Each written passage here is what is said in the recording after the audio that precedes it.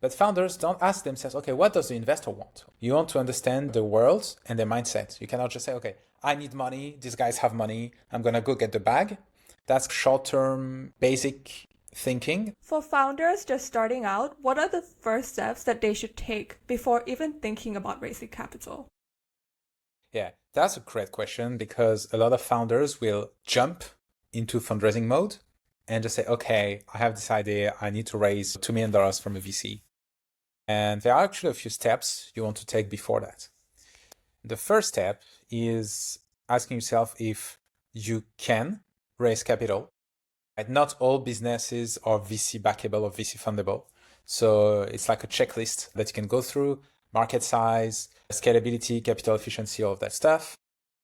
Another question is, do you want as a founder? Because running a VC-backed business is quite different from running a bootstrap business, right? You have stakeholders and you have to answer to them. It puts you on a trajectory. So just one example. If you bootstrap, you can decide to grow slowly, take your time to figure out things, not take too much risk, but still have a variable company at the end, like MailChimp did, $1 billion company, bootstrapped. If you have a VC-backed company, you have to grow or die, right? And so you're going to be pushed to take risk that is probably unreasonable. And I know people who had a successful business at some point, but they're pushed for more and more risks and ended up empty-handed. So that's the second one. And some founders are happy with that. Some founders are chasing that hyper growth thing, and that's great. But for other founders, it's just not a good fit for their mindset, a good fit for their vision of the world and of the business. Can you? Should you? And honestly, you've heard that a lot of startups fail, right? Most startups fail to raise. Honestly, I think a big part of that is just because they were not ready to raise. If they had spent, and this is something I do a lot, sit with founders for 20 minutes, ask a few questions. And a lot of the time, my conclusion is, hey, spend 6 more months building, right? Get to a point where you're fundable and then try to raise. But if you try to raise now, you're going to burn your cash, burn your time, burn your mental health, and you're not going to succeed, or it's very unlikely. So don't start a war you cannot win. And by the way, we created something called a fundability test on OpenVC that founders can take to assess how fundable they are. It's a matter of, are you fundable before you start? I love that there's a quiz because I think the truth, it hurts, but you need it because you eventually have to hear the truth from the VCs anyway. Either that's from reply saying no or no reply at all. And I think it's a good thing for founders to know early on when they should raise or if they even want to raise. Absolutely. Yeah. So you often talk about maximizing a founder's capital pool. Can you break down what that means and share specific strategies that founders can use to expand theirs? Sure, absolutely. So the first thing you have to understand as a founder raising capital is that you're selling equity from your company to buyers who are the investors. So it's a market. And you're on the venture capital market and you have a product. It's a financial product, right? It's not shoes, it's not clothes, it's not food. It's a financial product, so it's a bit special. But it's the same dynamic, right? There's a market and some people are buying your product, some are not. If you have a software company, a SaaS company in the US, there are tons and tons of investors investing in SaaS in the US. If you are building a biotech company in Romania, there are very few investors investing in biotech companies in Romania. So that's what capital pool means, is how big the market is, how much demand there is for what you're building. It's how many investor theses do you match with, right? On a very neutral level. And what I see, some people, for example, building something cool in a country, in a geography that doesn't have a lot of VC funding, they're not going to raise. It's not possible, right? You ask a solution, one very easy solution, incorporates in the US. Even if you are building in Ghana or in Ecuador, you can incorporate in the US.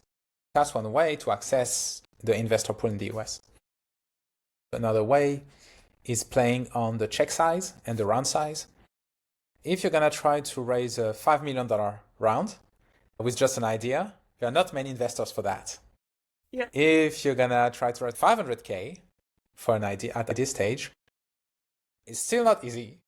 But you can find some angels, some accelerators, maybe some micro VCs who invest in these kind of deals. As a founder, you have to ask yourself, like, is there just people investing in what I'm building? And it's hard for founders because most of them just don't have that knowledge. They have never been in VC. And so they just don't have a concept of what's hot, what are people investing in these days. If you don't, you will die. So ensuring that they can put the best foot forward once they get into the racing world. Yeah, that's exactly what it is. Founders obsess about their customers, and they should. That's the right thing to do. You want to understand how the customer thinks. You want to ask questions, understand their motivation, understand their needs. Remember, we said when you're raising funds, you're selling another product, you're selling equity to investors. But founders don't ask themselves, okay, what does the investor want? What is their incentive? What is their motivation? What are they chasing? You should treat, I believe, your investor like you would treat a customer. You want to understand the world and their mindset. You cannot just say, okay, I need money. These guys have money. I'm going to go get the bag. That's short-term, basic thinking that doesn't bring you very far. So the more, I'd say, experienced founders are sophisticated and understand how the investing world works. That's an important thing. So when it comes to pitching to angel investors or securing pre-seed funding, what do you think most founders overlook or underestimate about what investors are looking for? Many things, so I have to pick one. Which one they underestimate? I guess for first-time founders, they underestimate the difficulty. We all know it's going to be hard, right? Everybody knows fundraising is hard. But when you speak with them heart to heart, when they are in the process, they say, yeah, I knew it would be hard. I didn't know it would be that hard. And I think there's just a gap between the beliefs and the facts. And it's not their fault. It's just that what in TechCrunch, you hear about those founders who raise $5 million with a pitch deck. Yeah, the guy raised on the pitch deck $5 million. It's true. It was his third company. He had successfully exited like 8-figure exit on the previous one. He was also a Wharton MBA and all that stuff. But these are the people who get funded on a pitch deck. And that's normal. They have a track record. So they skip the line. It's normal. But a lot of founders don't have this, they don't get the nuance here. They don't get this level of analysis. They just think, okay, it's possible to raise with a deck and just an idea. And then, like I said, they get slapped for the next 6 months, getting no's and getting ghosted. And at the end of the day, some of them become bitter and frustrated. And it's really not, even humanly speaking, it's not a great place to be. And yeah, so they just don't realize how much of a complex and fine process it is. And that, yeah, it's going to take a lot of homework and a lot of preparation. And you're not just going to jump in excited, hungry, and that's great, right? Hardworking, but that's not enough. That's not going to be enough. So that's the thing. Yeah, I think that really paints an accurate picture of how first-time founders view the fundraising world. These people have track records. Like Elon Musk, like he can raise with an idea.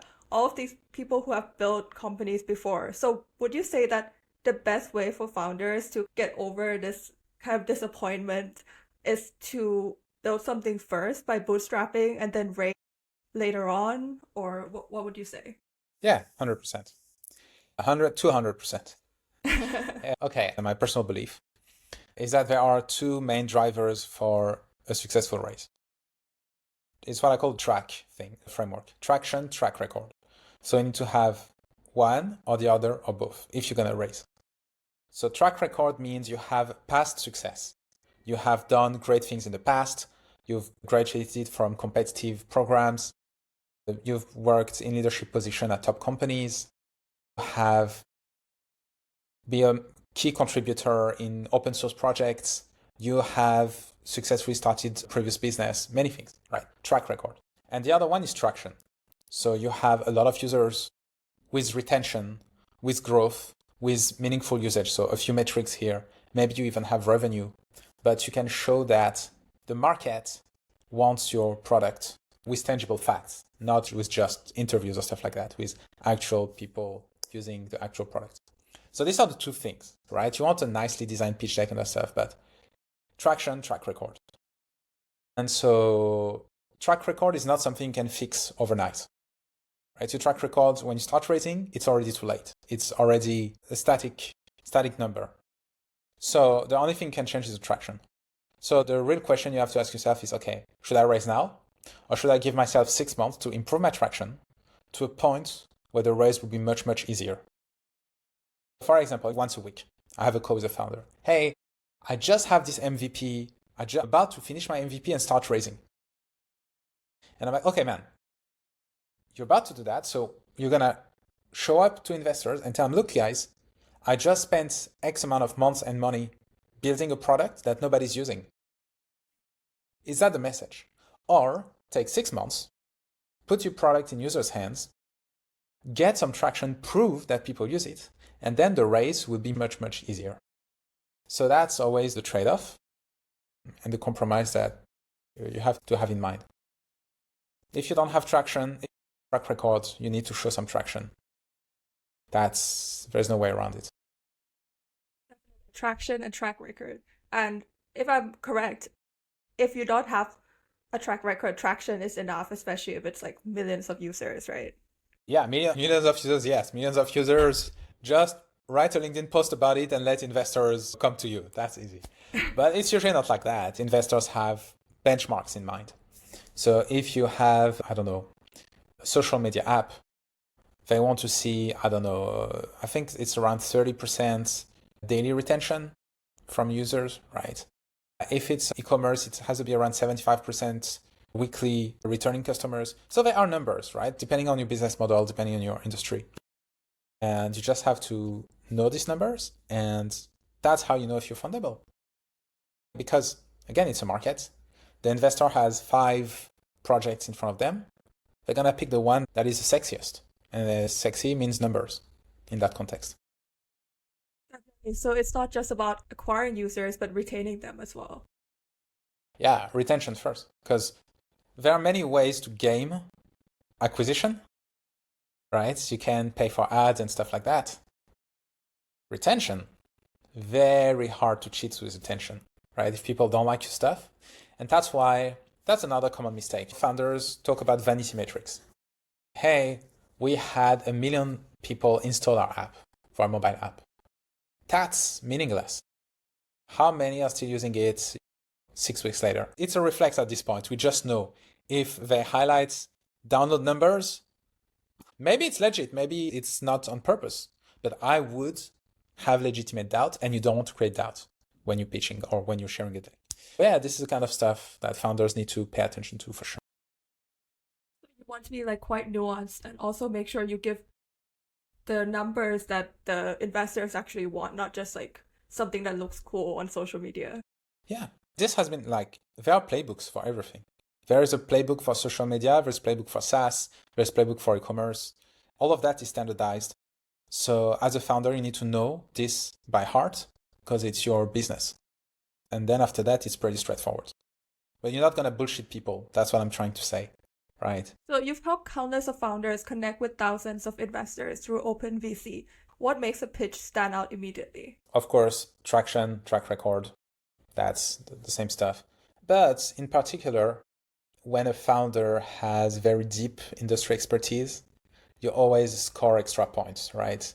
If you have been, for example, you have been working at Cisco on the video conferencing system, and then you realize it's actually terrible and customers are really unhappy, and you've been there for 10 years, so you know exactly how the business works.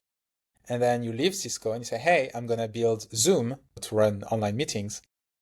Then this tracks a chord with investors because they know you have deep industry expertise. You're not just dreaming something, it's a problem you've known from the inside. And so you're going to have insights that are a strategic advantage at the beginning. I've always personally found interesting because I learn from them when they pitch. If you can teach an investor something during a pitch, then you're scoring points for sure. So you have to make sure when you're picking your idea, it has to be something that you're an expert in. Yeah, you probably shouldn't start. If I'm not good at cooking, I'm not going to start a restaurant. And I'm a terrible cook. The reason I started OpenVC is because I've spent 8 years before that in that industry, in that space between founders and investors. I have a friend, French guy, started a successful startup in data protection because he spent the previous 6 years doing data protection in different companies. And so you don't just wake up one day and say, oh, I'm going to build a marketplace for arts transactions.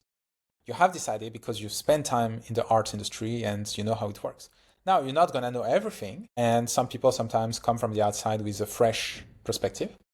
So it's not always need to have founder market fit, but most of the time there should be. Yeah, most of the time there should be. And I'm sure we can find exceptions, right? I don't know if Jeff Bezos had e-commerce experience before Amazon. E-commerce didn't really exist.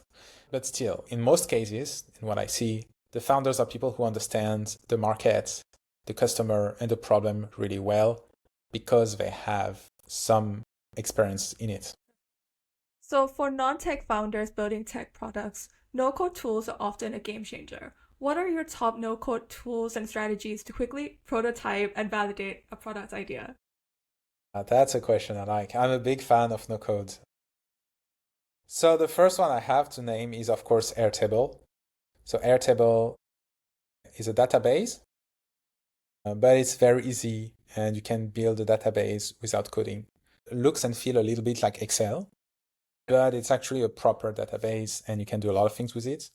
OpenVC started on Airtable and today is still run on Airtable, which is pretty cool, although we're getting close to the limits, but it's been for many years, so it's normal. But this is how we could start and build so fast. And then on top of Airtable, you're going to need something for the front end. You're going to need to build a website and an app, dynamic app that plugs into your data with a user login, with password recovery, with a payment, all that stuff. You're going to need what I recommend is Softr, SOFTR. And those guys are basically a front end for Airtable. So you can build a simple SaaS app and charge for it, or directory, something like that. And then you're probably going to use some tool to let your apps communicate, like Zapier or Make, something like that. Now, that's what I use, but I know a lot of people love Bubble. I haven't used it, but it's much more powerful, but also much heavier than what I described. So depending on your need, I haven't reused Bubble, so I don't want to comment, but I heard good things. There are also some solutions in e-commerce. Shopify is a form of e-commerce, no-code e-commerce platform, right? Pay $30 a month. You have your online shop ready, same day. And then for mobile apps, you have stuff like Adalo. I'm not too big on mobile myself, but I know there are a few you can just Google that are helpful. So yeah, just open one and get started. There's a lot of good stuff out there. Actually, I would tell you what you need. What you need is Twitter. Because on Twitter, you'll find a community of other people building stuff. And so if you're stuck at any point, if you need advice, if you need help, recommendations, whatever, go to Twitter and it's like a massive community of people building with no code that you can learn from. Go to Twitter and see what people are saying about it. That's maybe my hack to get the most of it. Definitely. So it's all very clear now that it's quite easy to build something. But I think the hardest part is to build something people actually want. So I think for founders who are excited to build, how quickly should they be building before validating? Or would you say build the prototype and then validate, or validate before the prototype? I think you do both in parallel, right? The reality of it is, yeah, you're probably going to build the first 2 days or 2 weeks in a room, right? Because that's how it starts. But then you want to quickly show to the users, then come back home and fix it, improve it, then go back out again the next day. So it's not going to be one or the other. It's both intertwined. And that's typical. You have the CEO and the CTO at the beginning. CTO is coding, the CEO is boots on the ground and gathering feedback, sending a feedback to the CTO who fixes in real time. This is what we do at OpenVC. This is what I think a lot of people do. There are very few exceptions, right? If you're Palantir, it's a different story. If you're Unreal building weapons that's a weapon startup, right? Different story, right? You cannot just go try the product and then come back to, but or maybe you can. But in most cases, especially with software, that's the beauty of software. It's so easy to try. Honestly, what we do, we have an idea for a feature, we build it, we ship it, we don't even test it. I shouldn't say that. And then people tell us, oh, it's bugging, it's not clear. And then we just fix it in the next 24 hours. I love that. So just improving based on feedback. Yeah. And unless there's a reputation risk or legal risk or a health risk for someone, obviously. But if you're doing like self-driving cars, you want to test them well. But if you're just doing like a productivity SaaS, the benefits are way higher than the risks. Definitely. So how do you advise founders to leverage data and metrics when approaching investors for the first time? What key numbers should they have? Retention, growth in users or in revenue. And then the third one would be what I call meaningful usage. So let's say people come to your app, visit your app. What is the one thing they have to do to get value from the app? For example, on Facebook a long time ago, it was, did they like a photo? If they liked a photo, it means, okay, they got value from Facebook, the network got value from it. Okay, this is an active, engaged user. I don't know, on Shopify, it could be if you're e-commerce, maybe they put something in a basket. They have done more than just browsing the website and leaving. They are in a purchasing process, etc., etc. So yeah, those three things I think are really key. And then after that, you can have a lot of secondary numbers. But honestly, if you're like at pre-seed, that's enough if you have those three numbers. And that's, like I said, for one, if you're in fintech, it's not going to be users, it's going to be probably a GTV, right? Gross transaction value. If you're in marketplace, it's going to be a GMV. But basically, you just have to know the 2 or 3 key metrics of your industry, of your model, and that's part of preparing for your raise. Yeah, you should know your numbers. You don't do it for the investors, you do it for yourself. How do you pilot your company otherwise? So you would say the steps that founders need to go through to raise is the kind of steps they should also take, even if they're not raising, to ensure that they're getting it right in a way. Yeah, I think the fundraising process has its painful and not fun and time consuming, blah, blah, blah. But it has a merit that it's forcing you to think through your business, through your model. It's challenging you. And it's like when you have an idea and then you realize, oh, actually my reasoning is incomplete, imperfect, is flawed.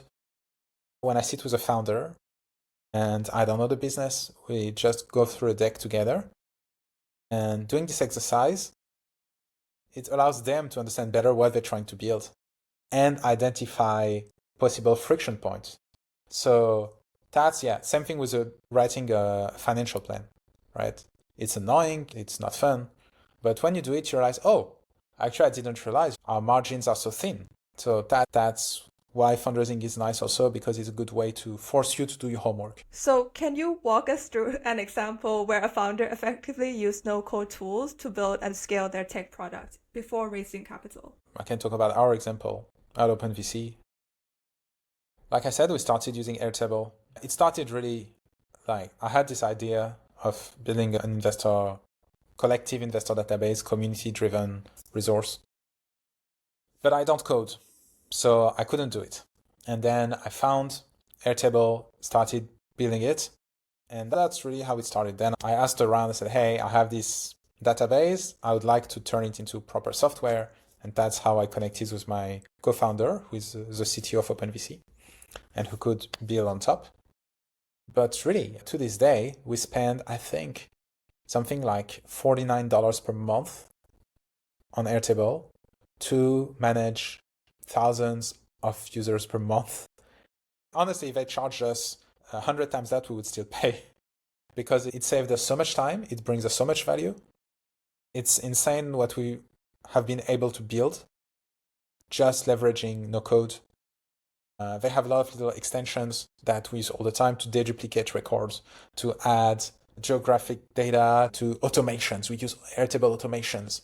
I don't know, we run 10,000, 20,000 per month. I don't know the numbers. We just squeeze every drop of value from the product for $49, and we're just a team of 2. If we had to build that, we would probably have to hire a couple of developers, certainly one guy for database, maybe. Yeah, Airtable is $49 saving us $4,000, $5,000, $6,000 in monthly expense and people to hire and to run the system. Yeah, and now we're at a stage where we could raise. We have offers from time to time because of the nature of what we do, we're exposed to investors. And we're choosing not to because we really don't need it, which is also very nice. But this is all simply because of no-code tools. That's the secret here. Wow, I love that. I find it so inspiring that a team of two could do something so big. And yeah, I think that's really good for founders to hear, especially those who feel like they're non-technical and they feel like they can't get started and maybe they should learn coding for the next few years, but actually you can just get started now. Yeah, absolutely. Get started. And there is this thing that happens just when you start moving, things change. And you'll see that, okay, you're going to launch something. It's not going to be great, but a couple of people will reach out, say, hey, I love what you're building. Hey, I love what you're building. Can I help you? I have people reach out, I've had people, I'm not kidding you, redesign my homepage from scratch. Like, I didn't ask. They reach out and say, hey, man, I love what you're doing. I know because I often complain we don't have a designer on the team, so our product is ugly. And I know you don't have a designer. Here's a link. I redesigned your whole homepage for you free of charge. Here's the file. Do what you want with it. That's the benefit of getting in movement, right? If I was just waiting for everything to be perfect, I would not have these cumulative benefits of serendipity and people showing up. When you move, you inspire people around you and you create opportunities that you cannot anticipate when you're sitting in front of your desk. So that's why I really think just get started is really important. You should get started right away. I think I've always, in my nature, I'm a person who likes to get things done. But yeah, I learned to move faster working with other founders and listening to people and just seeing on Twitter people launch stuff in 24 hours, 48 hours. It's very inspiring. And yeah, oh, actually it's possible. Probably 10, 15 years ago, I would probably spend time and money just writing the terms of services of my website. Today I would use OpenAI. But even before, without that, if I have 0 user, I would not worry about it. I would just put whatever template and say the day there's a problem, I'll pay a lawyer. Either I'm dead, the company's dead, or we're still alive, which is good news. And then we can invest and get a lawyer to do a proper job with the legal stuff. But I learned to prioritize. I learned to prioritize what gets you the fastest to retention and growth and revenue. And that's not writing terms of services, unfortunately. I think many founders right now will not be writing a very lengthy term of services, but you should have one at least a little bit. You should. You should. It's always cost benefit analysis, right? Yeah. So you can probably do something decent with OpenAI, for example, and then with ChatGPT, and then later on, when you're making $20,000, $30,000 a month, yes, you can pay a lawyer $4,000 or $5,000 to do this once and close that book, close that risk. But until then, very few startups die because of their terms of services, right? They die because the product is bad, because there's no customer, because marketing is terrible. It's not the legal stuff. So prioritize the mortal threats when you're building. So you've been deeply involved in corporate innovation, venture capital, and tech entrepreneurship. What was a pivotal moment in your journey that reshaped your approach to helping founders raise capital? So I started my first job after school was at Microsoft Accelerator. So it was the startup accelerator of Microsoft in Paris. And we helped, I think it was 20 startups every 6 months that were part of this Microsoft program where we helped them going to market, raising funds, etc. This was a great program. We had a lot of resources, a lot of freedom. I really have very fond memories. And this is where I got into this fundraising thing. This was one of my roles. And yeah, 20 startups in an open space and all trying to raise. And I was just trying to figure out how the hell can I help? How can I be helpful and create a bit of value? I was very junior at the time. So the one thing I found was, hey, I can build a list of investors for you guys. Because everybody was on their Excel file at the time. It was a local in your laptop. And building their own lists. And I was like, how about we just merge them, right? And share them. And that's how the idea of OpenVC started, 2015. And then, yeah, 10 years later, here we are. My boss, Pascal, was an amazing guy at Microsoft. And this was just, honestly, a dream job. And so I really loved everything about it. And then I tried to stay in that space moving forward. Just lucky. But you eventually did leave that job to build your own thing. Yeah. I had an opportunity so I was in Paris at the time. I got an opportunity in San Francisco, which of course, when you're in tech, is where you want to end up. And this is partly because of the Microsoft job that it comes with some prestige and it sounds nice. So that opened doors for me.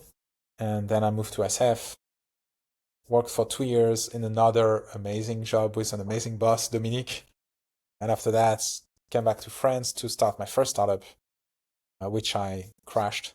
And then OpenVC is my second company. But yeah, that's the journey basically for me. Can you tell us a bit more about your first startup and what that taught you to build this today? Yeah, absolutely. So simple. All the fundraising advice I give, it's all the mistake I made with my first startup. So every time I tell you fundability, investor list, pitch deck, that's all the mistakes I made and that I learned from that now I'm sharing with founders. So my first startup was in deep tech. I had a good friend who was a physicist and had developed a new way to isolate cells. So it's a new technological innovation. And that has applications in gene therapy, in cell therapy. Basically, you can isolate a cell among a cluster of cells, just isolate one, test it, and find the ones that have unusual behavior. Some cells will produce 100 times more protein than others, just because it's nature, and 1 out of 1,000 will have this behavior. And so you want to isolate those cells, cultivate them, and use them to produce some specific type of therapy, like a gene therapy or cell therapy, which are very expensive today. But if you have those very powerful cells, you can cut the cost by 10 or 20. So this is what we worked on. I'm not a science guy, so I had to learn a lot of stuff. Honestly, this was just super hard. I think we're too junior for the breadth of the project. We had a lot of misjudgments. The adventure ended well, right? We just stopped off after a year. We took our loss. Nobody's hurt, nobody died, but it was really rough. And that's also when you realize that deep tech and hardware is 100 times harder than software. Software is so easy in comparison, right? You don't need a prototype, you don't need a lab, you don't need inventory, you don't need warehousing. Everything is 10 times harder when there's hardware involved, and even more when there's medical and biotech involved. It's just like its own special hell. So yeah. So the key lesson here is all the lessons you have already told us and also build software. Maybe do that later after software. But you cannot say that because we need hardware founders more than software, right? We need better tools, we need better medicine, we need better infrastructure, much more than we need a new Facebook. So you cannot say that, but it's true. If you're a successful software founder and made a good a good stack of money, then you can say, okay, let's try hardware now. And it's increasing the level of difficulty, right? You finished the game once in easy mode. Now let's try the game in hard mode, right? And I already have money. I'm already rich, already successful. I can take a loss. I don't care. And because I have all this experience, I'm more likely to succeed. So you could think that way, but what I found is that it's usually different just types of people that like hardware and software. Some people will do hardware their whole lives because they love that. Some people will do software their whole life because that's what they love.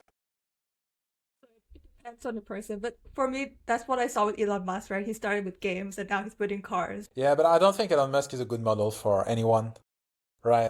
I wouldn't compare myself to Elon Musk, and I don't think anybody can. He's just 1 out of 1 billion. I'd rather compare myself to a reasonably successful founder that I say, okay, if this guy can do it, I can do it. That's a reasonable assessment. Actually, unfortunately, they do fail their first companies. How do those founders know when to move on to the next thing? I don't know. It's a very important question because when you start a startup, you know that it will be hard and you know that it takes some persistence that you might take 10 no's before you get 11. So there are only two cases where you should drop. Case number one is it's destroying you, destroying your health, destroying your family, destroying your personal finance. So then you have to stop and you just have to say, okay, I stop here. And for those founders, what I say is being a founder is a career, right? It's an unusual career, but it's a career. So you're going to have one period as a founder, then you're going to do something else maybe for some time, then you're going to start another company until it works. It's a lifetime career. So it's okay. And it's better than you save yourself and your family and your personal life and not burn out. That's number one. The second case, you have to give up when there is no perspective of success, when it cannot work. But that's very hard to say because of what we said before. Nobody can tell you. I will not tell you your startup is doomed to fail, because who am I to tell you that? It's not my place, it's not my role. I don't know your company as well as you, and I could be completely wrong, and maybe you just needed another month of hard work and suddenly it's going to pay off. So it's a personal judgment call for the founders to make, and I just don't know. What you said in the first point is, I think if something is completely destroying your mental health and your finances, then you have to reconsider. Yeah. Earlier, we talked about founders failing at raising. And you can tell for some of them, there's this, they go through 5 phases, right? First, they're very enthusiastic. And then they are surprised when they see they don't get replies or they get no's. Then they start getting angry, right? And then they start getting bitter and frustrated. That's number 4. And finally, they give up or they go back to number 1. Something happens. But it's like the 5 stages of grief, but the 5 stages of fundraising. And your emotions just, and you have some founders when they're at the bottom, it's really tough. Like the mindset, and they start hating. These are the people on Twitter cursing at VCs, saying, oh, you're all bad people, gatekeepers, only take intros, don't give that chance to people who you don't know, etc., etc. Yeah, I don't blame them. I understand where this comes from. They are incredibly frustrated. But back to the first point, they probably were not ready to raise in the first place. They probably were not fundable, but nobody told them. And they got all the hype from TechCrunch headlines. And so they jumped on the fundraising train a bit too fast. And now they are paying the price. So yeah, I think the lesson here is just listen to this podcast, hear the truth early, and not make these mistakes. Yeah, don't. So we have an expression in French. I don't know how it translates in English, but we say you shouldn't breathe your own smoke. When you're a founder, you're always projecting a smoke screen around you, right? Because you have to look good. Whenever people ask you, how is it going? Oh, it's going great. How is it going? It's going great, right? So you have this smoke screen around you, and you have to do that outside. That's a necessity, right? For raising, for selling, for hiring. But then when you are internally thinking, strategizing, assessing the reality of the business, you have to be honest. And you cannot breathe your own smoke and start believing your own lies. And you really need these 2 masks, one mask and one without mask. And some founders, sometimes they just got stuck in fake positivity mode, and they cannot even analyze themselves after that because they start to believe the story they tell. And that's a dangerous one. Yeah, don't fall in love with your project. Try to look at it like an investor, right? Objectively, from a neutral standpoint, it's hard because it's your baby. Another metaphor is people who just got kids for the first time, and they show you the photos of the baby. Look, my baby, look how beautiful it is. Look how pretty. And the baby is like a dried grape, like super ugly. Because it's your baby. So it's gonna be beautiful, right? And same thing with your startup. But you should not fall for that. You should keep a cool head and assess honestly, am I fundable? So ask around, read. OpenVC has tons of advice. Ask honest advice to people who are not biased, because if you ask your mom or if your friends, they will tell you good stuff. So ask to people who can be tough, right? And and just keep some distance with yourself. Try to be honest with yourself. That would be my advice. Navigating early stage fundraising can be filled with rejections and setbacks. From your experience supporting founders, what strategy do you recommend to stay resilient and motivated during this process? Oh. So apart from everything we discussed, you want to have your life in order as much as you can. I know that for me, I can only do what I do because everything else in my life is pretty much on autopilot. The house, my wife, everything is, I'm very lucky. And for a lot of founders, you're going to need a lot of support system, right? So you're the founder, but then you have your family, you have your spouse or your girlfriend or boyfriend, you have everything else. And being a founder is a very selfish activity because you're focused on your company and yourself, and it's hard to deal with for everybody else around you. So you need people who understand you, who can support you. So yeah, that's the advice. Before you start with that, you want to make sure that you're, Definitely. yeah, that's better. But what if you don't have that, but you're super motivated and you really believe you can do it? Ship Move. something, I right? mean, yeah, go move, change country. There are founder communities now. You can Oh, join a founder house, share the rent with three other people building their startups in a different city. You cut the rent, you build your network, and you get the vibe and the excitement that you need and the support that you need. what piece of advice you wish someone had given you when you were first starting out in a startup and investment world? Wow, you want one more? Okay, Final one. final one. Yeah, final one is like I said a couple of times, do your homework, right? If you want to get into the VC game as a founder, if you want to raise VC money, it's a niche that has its own way of working, and you have to learn how it works. You have to learn the language, you have to learn the rules, you have to learn the attitude. It's its own little world, and you need to prepare and learn that. And you cannot just say, sometimes I hear that some founders, for example, it's the VC's job. Why do I have to build a pitch deck, right? It's the VC job to find me and to understand what I'm building because what I'm building is so great. Guess what? It's not gonna work like this, right? It's not gonna work on your own terms. Learn how this works, otherwise you're just gonna hit a wall, and you don't want that, and I don't want that for you. I think that's a great point to end this podcast on. Thank you so much for sharing so many valuable insights. I'm sure this will help so many founders not make the same mistakes. Thank you, Panila. It was great. Thank you so much.